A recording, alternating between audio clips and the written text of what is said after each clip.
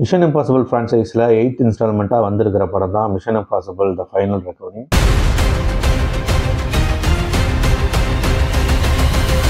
படத்துடைய கதை என்னன்னா, வழக்கமான கதை தான். உலக நாடுகள் எல்லாம் நியூக்ளியர் பாம்பை லான்ச் பண்ணுறதுக்காக தயாராக இருக்காங்க. இதுக்கு காரணம் என்டிட்டிங்கிற ஒரு ஏஐ தான். அந்த ஏஐக்கு கரெக்டான சோர்ஸ் கோடை கொடுத்துட்டோம்னா அது கண்ணுமிக்கிற நேரத்தில் இந்த உலகத்தையே காலி பண்ணிடும். இதனால யூஎஸ் கவர்மெண்ட் இதை தடுக்கிறதுக்காக ஏஜென்ட் ஈத்தனை ஆடுறாங்க. ஏஜென்ட் ஈத்தன் இதை தடுத்தாரா இல்லையாங்கிறது தான் இந்த படத்துடைய மீதி கதை.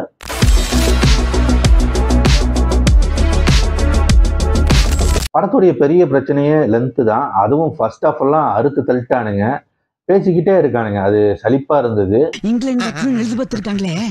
அவங்க நாட் ஒன்லியே இங்கிலாந்து ஏதோ பெரிய சம்பவம் பண்ண போற மாதிரி ஆடியன்ஸை தயார்படுத்திக்கிட்டே இருந்தானுங்க. அதுக்குள்ள இன்டர்வல் விட்டானுங்க. இன்டர்வல் முடிஞ்சு உள்ள வந்தா நம்ம டாம் க்ரூஸ் அந்த ரஷ்யன் சப்மரீனுக்குள்ள குதிச்சிடுவாரு. இந்த தண்ணிக்குள்ள போற அந்த சீக்வன்ஸ் எல்லாம் சூப்பரா இருக்கும். முன்னாடி 1 மணி நேரம் போட்ட ரம்பத்துக்கு அப்படியே ஈக்குவலா நல்லா படத்தை தூக்கி நிறுத்திட்டானுங்க. அது அட்டகாசமா இருக்கும். அதுதான் கிளைமேக்ஸ்ன்னு நினைச்சிட்டு இருந்தா இல்ல நான் அந்த கடலுக்குள்ள போய் அந்த சப்மரீனுக்குள்ள போய் சோப்பு டப்பா மாதிரி ஒன்று எடுத்துட்டு வருவேன்.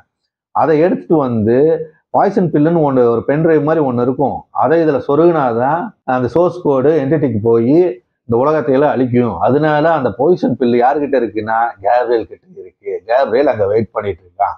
அவனை தான் நான் போய் பார்க்கணும் அப்படின்னு சொல்றாங்க. அப்ப தண்ணிக்குள்ள போனது கிளைமேக்ஸ் இல்லையாடானா இன்னும் 1 மணி நேரம் இருக்கு மாதிரி மறுபடியும் இன்னொரு கிளைமேக்ஸ். அந்த கிளைமேக்ஸையும் உட்காந்து பொறுமையா பார்த்துட்டு வந்துட்டோம். ஸோ படம் வந்து செகண்ட் ஹாஃப் வந்து நல்லா இருந்தது. ஃபர்ஸ்ட் ஹாஃப் வந்து ஏன்னா கொஞ்சம் செட் பண்றாங்க நிறையா.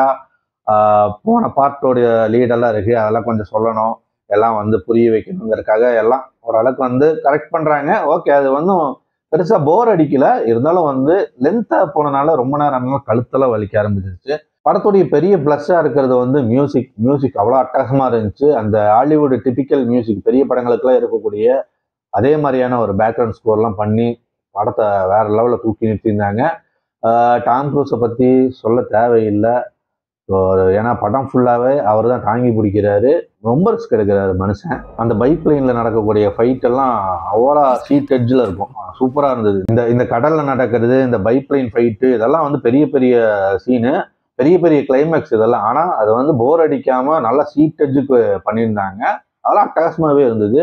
அப்புறம் இவனுக்கு இன்னும் இந்த நெஞ்சு நக்கிறதெல்லாம் உடலை அமெரிக்கா தாண்டா எல்லாம், அமெரிக்கா ஆர்மி தாண்டா எல்லாமே பண்ணுதுங்கிற மாதிரிலாம் புறங்காய் இதை இடைவானுங்க. அதெல்லாம் வந்துட்டு இவனுக்கு டிபிக்கலாகவே வச்சிருக்கானுங்க. சரி, ஓகே, அதெல்லாம் ஒன்றும் பிரச்சனை இல்லை. படங்களுக்கு நல்லா தான் இருக்குது பார்க்கும்போது.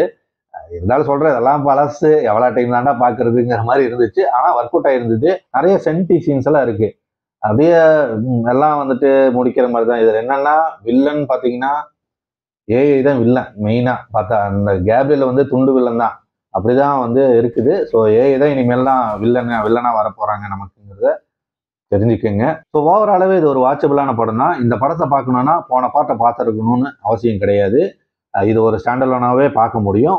போன பாட்டை பார்த்தா அங்கேயே செத்துருவோம். அதுக்கு பேசாமல் அதை பார்க்காம இதையவே பாருங்கள். இதுலேயே உங்களுக்கு எல்லாமே புரிஞ்சிடும். அப்படிதான் இது ஒரு ஸ்டாண்டர்லோனாக தான் எடுத்திருக்காங்க. தேவையில்லாமல் அதெல்லாம் பார்க்கணும்னு அவசியம் கிடையாது. ஒரு 2.25 மணி நேரம் பக்கம் ஓடுது. என்னங்கிறத பார்த்துக்கங்க. நம்ம வேற ஒரு படத்தில் பார்ப்போம். பை.